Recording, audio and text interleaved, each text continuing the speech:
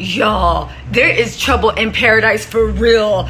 I mean, if you want to call dating somebody in a halfway house who's a convicted felon paradise, I guess, but let's go with it. Y'all, what am I talking about? Now, guys, this story is going to be a doozy. It involves a halfway house. It involves home arrest. It involves producers that don't give a damn. It features a crafty woman willing to do anything to get ahead, but actually produce something of value. Season 14 of Atlanta is still filming, and guess what? There is trouble in paradise for who? Well, who's the only person on that show that would actually date somebody currently in a halfway house? That's right, Sheree can't get right with Phil. Now, listen, this is a very somber story, so let me take the smile off my face. So Sheree and Tyrone, it looks like they are on the rocks. Y'all, what am I talking about? TMZ is reporting that Sheree and her boyfriend Tyrone, it's just funny, even her boyfriend's name, Sheree and her boyfriend Tyrone are on the outs because guess why? She almost put that man back in prison. What am I talking about? Her and those crafty Real Housewives of Atlanta producers. Now let's break this all the way down, right? So listen, remember that scene that had everybody cracking up when Sheree was sitting by a table and that dead raccoon trying to look all somber, and eagle-eyed people zoomed in and they saw there were two menus on the table. However, everybody assumed that Tyrone, this is Sheree's boyfriend, who's currently in a halfway house, right? I know, only Sheree. Anyway, who's currently in a halfway house, was going to join her. I believe this is in Rittenhouse Square in Philadelphia, right? The Peach Report showed it, All True TV showed it. It was fine, right?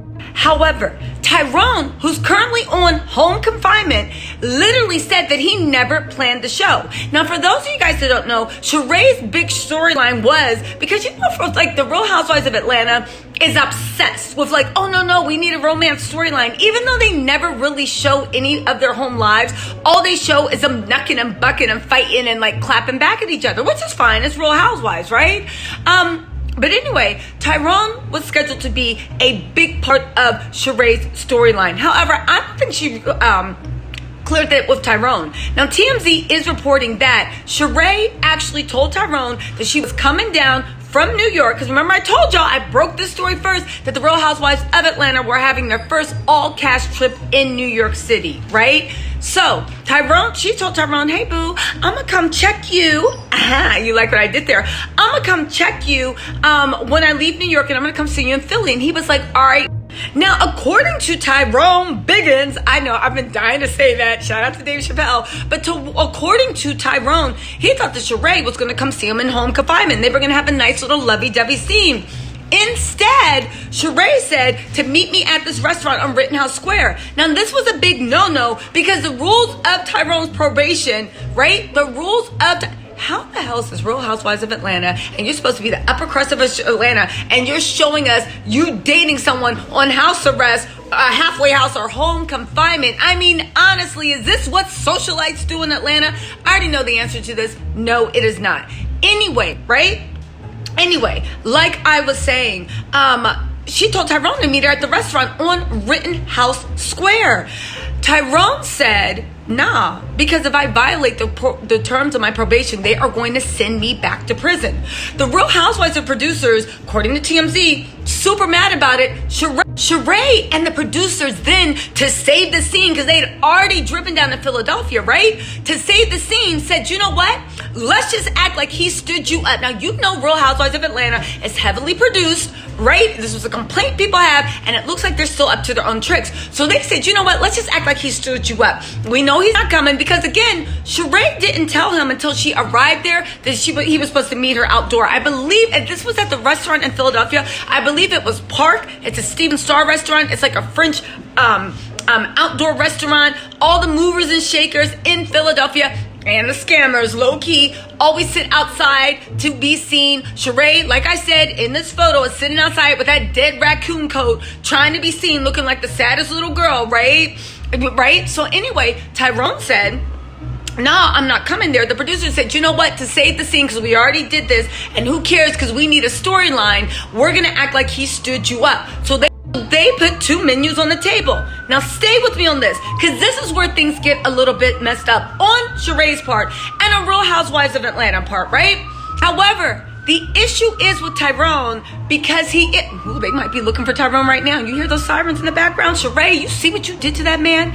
Anyway, listen, this is where it gets messed up for Tyrone. It wasn't good enough, because Tyrone said, you are playing with my freedom, woman.